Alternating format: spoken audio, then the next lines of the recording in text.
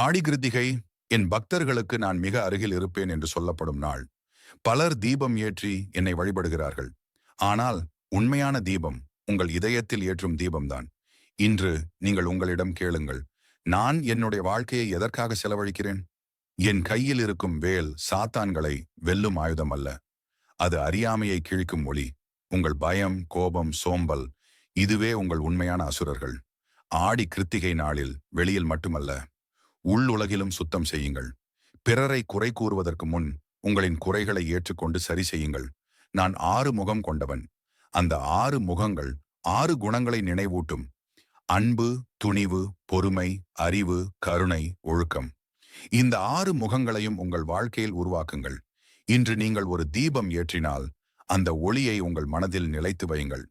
என்னிடம் வரும் வழி வெளிப்படையான வழிபாட்டில் அல்ல, உள்மன சுத்தத்தில்தான் உள்ளது. நினைவில் கொள்ளுங்கள், நேரம் ஒரு பறக்கும் அம்பு போல, அது திரும்பாது. அதனால் உங்கள் ஒவ்வொரு நாளையும் உண்மையாக விழிப்புணர்வுடன் வாழுங்கள்.